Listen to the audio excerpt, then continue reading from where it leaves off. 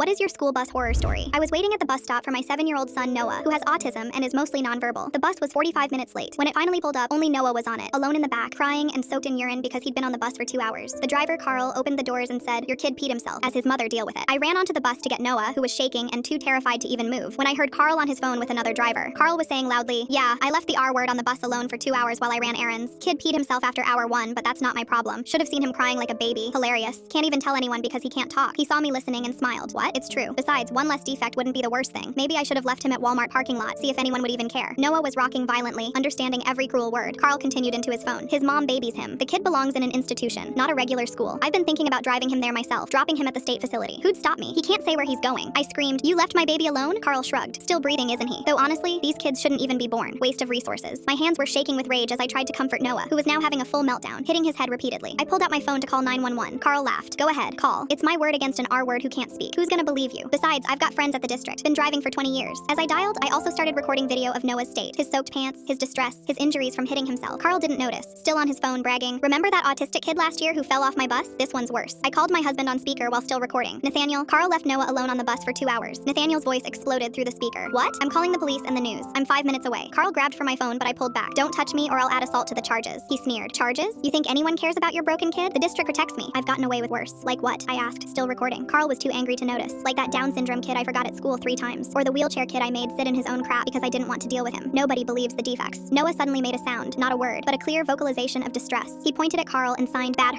one of his only signs, then signed "hurt." Carl's face changed. "He's communicating? He understands everything," I said. "He just can't speak, and I've recorded everything you just said." Carl lunged for my phone, but I'd already sent the video to my husband, my sister, and uploaded it to cloud storage. Too late. The bus radio crackled. "Carl, this is dispatch. We've been monitoring your GPS all day. You went to Walmart for 45 minutes, McDonald's for 30, and home for 20 minutes, with a child on board. The superintendent is on his way." Carl went pale. "You can't prove the kid was on the bus," but then Noah did something extraordinary. He pulled out his communication device, the tablet he uses at school, and typed slowly, "Scared, alone, wet, Carl bad." "He's been documenting," I whispered, looking at the tablet's history. Time-stamped entries. "Bus hot. Need bathroom. Scared. Where mommy?" 2 hours of entries. Nathaniel's truck screeched into the parking lot. He ran onto the bus, saw Noah's state, and grabbed Carl by the shirt. "You tortured my son?" Carl tried to pull away. "Get off me. He's just a child," Nathaniel roared, but I pulled him back. "Don't. He's not worth assault charges. We have everything we need." Police sirens were approaching. Carl tried to exit the bus, but Nathaniel blocked him. "You're not going anywhere until police arrive." Carl got desperate. "Listen, I'll quit. I'll leave town. Just don't what?" I asked. "Don't let everyone know you torture disabled children." Too late. I showed him my phone. Live streamed to the school's Facebook parent group. 300 parents watching. The police arrived with the superintendent and a CPS worker. The officer looked at Noah, still in soaked clothes, still distressed, with visible marks from hitting himself. "How long was he alone?" 2 hours, I said, showing the GPS records dispatch had sent. While Carl shopped and went home, the superintendent was watching the video on my phone, his face growing darker with each word. When he heard Carl say, "One less defect wouldn't be the worst thing." Full story on channel linked below.